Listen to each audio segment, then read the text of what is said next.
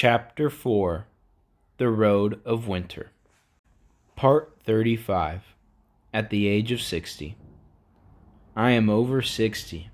I cannot believe it. Although I knew that human beings grow old and die in accordance with the laws of nature, I did not fully realize that until now. Anyhow, I have been alive for over 60 years. After retiring, I know I have to put everything down, but in fact, I don't feel like it. A few years ago, I went on a 60th birthday trip to Ulyong Island in the East Sea with my friends. Unfortunately, an unexpected gale prevented the ferry from sailing on the first day of the trip. We had to spend a day in Sukjo near the port. The next day, we took a ferry from Mukho Port to Ulyong Island. It was my second trip there, so it was not unfamiliar. After we unpacked at the lodging house, we went sightseeing around the island. Ulyong is a small island made of volcanoes, so there is very little flat land on the island. Perhaps that is why the price of land on the island is more expensive than that of small or medium cities on the mainland.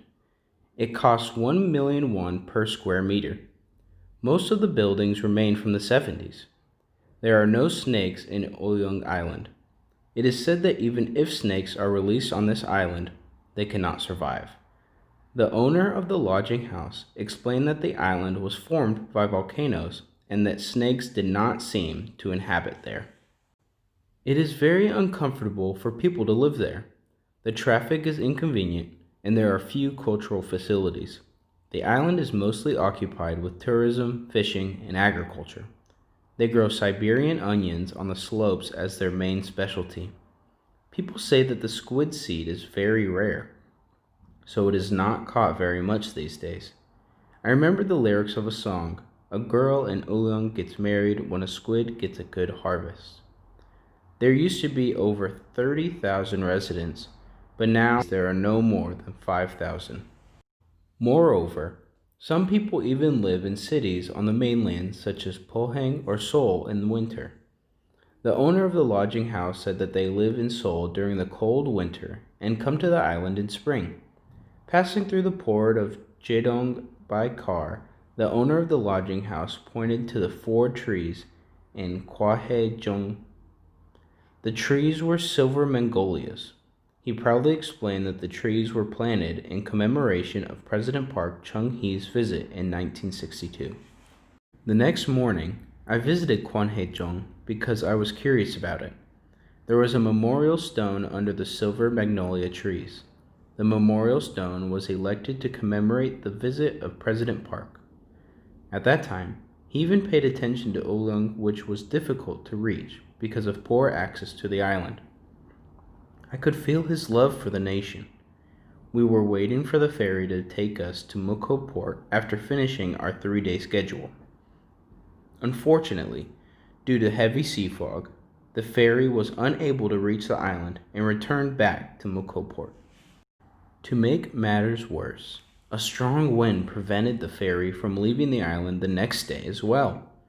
2 days later, the strong wind stopped and we got on the ferry bound for Mukho Port. As soon as the ferry left the port, I got dizzy and seasick. I went in and out of the bathroom. I thought I would be young and healthy all the time, but now I feel like I am old. I remembered my youthful days in high spirits. In addition, there was another problem. An hour before the ferry arrived at Mukho Port, the ferry rocked heavily.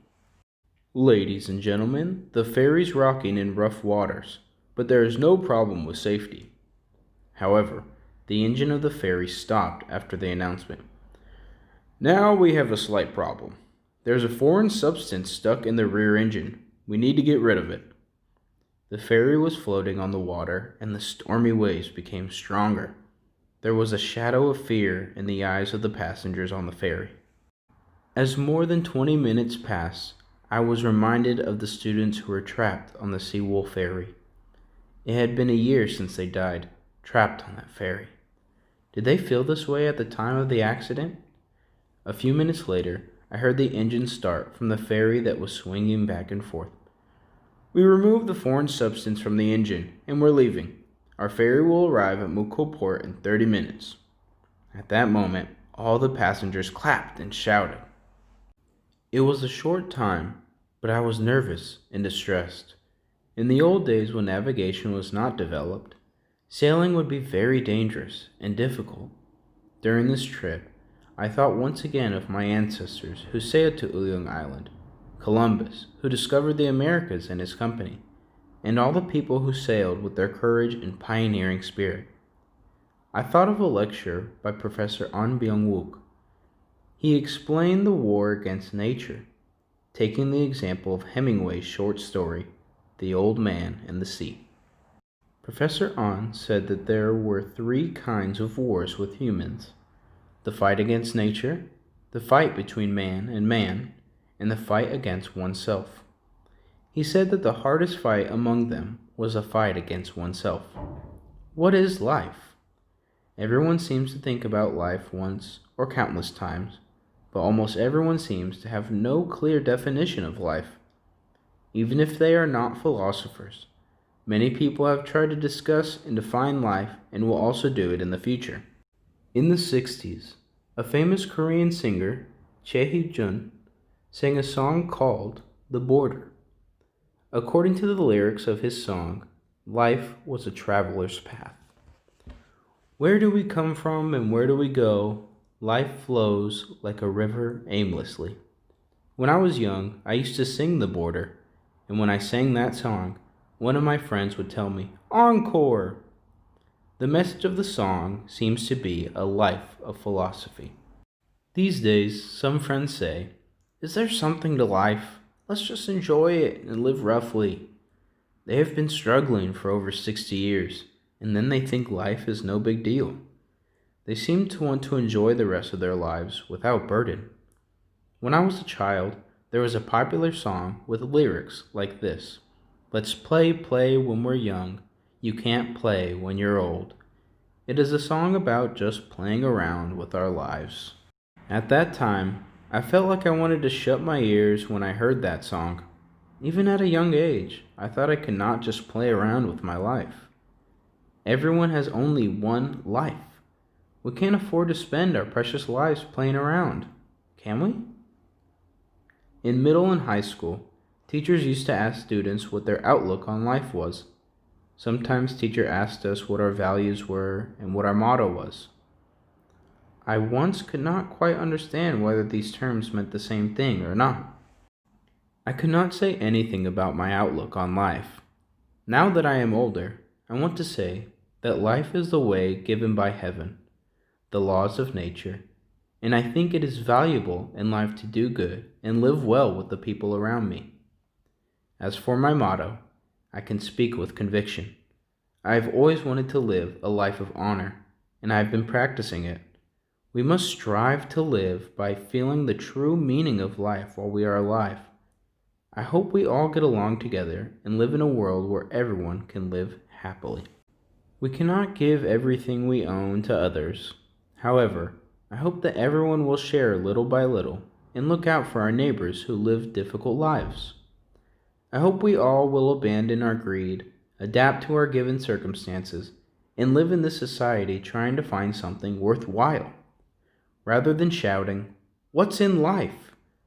I want to save that time and live a warm life that looks after people in need. When I have to leave this world, I want to go to heaven being forgiven by others and with no regrets. In order to do so, I have to live with a beautiful and warm heart. I recently found another way to go to heaven with a light heart. I decided to donate my body to the physically distressed at the end of my fate. To be honest, more than 20 years ago, I thought of donating my organs after I died, but I was more afraid then. Now that I am over 60 years old, I think it is very meaningful and rewarding. I made this decision when I saw my friend's death. Not long ago, one of my middle school classmates was admitted to the intensive care unit. For a long time, he had a hard time because his lungs were fibrous. He was treated with an oxygen respirator because of his poor health that was recently due to the faulty use of humidifier disinfectants. The doctor said that it was difficult for him to recover unless he received a lung transplant. The friend who was lying in the bed in the hospital room had become an unrecognizable old man. My friend was so attached to life that he tried to exercise on his bed in the hospital room. He had lung transplants 2 times, but eventually he passed away. How would I feel if I had a health problem and had to lay down? After visiting the hospital, I decided to make an organ donation pledge. I gave a call to the Korea Centers for Disease Control and Prevention and made a pledge to donate my organs and human tissue. One day when I leave this world, I hope someone will have the pleasure of finding a new life with my donation. In fact, I will stay healthy only for more or less than 10 years. I am not afraid of death, but I am afraid I will damage the lives of my family and people around me after I lose my health. When I meet my friends after a long time, I feel that time has passed by their appearance. The older I get, the more acquaintances I miss. Not only me, but everyone seems to miss their acquaintances the older they get. Friends gather more often, and everyone falls into the old stories. When old memories come to mind, I recall my past youth and regret what I have done. I was curious about the place where I was born, so I looked up my place of birth again. I went to Suwon for the second time. Checking the address, I found the place of birth. A 500-year-old Zelkova tree stood next to the place, but I couldn't figure out exactly where I was born. If I could go back to the past and have a new life, I would live a wonderful life. I think I could choose the most beautiful road I would have ever walked.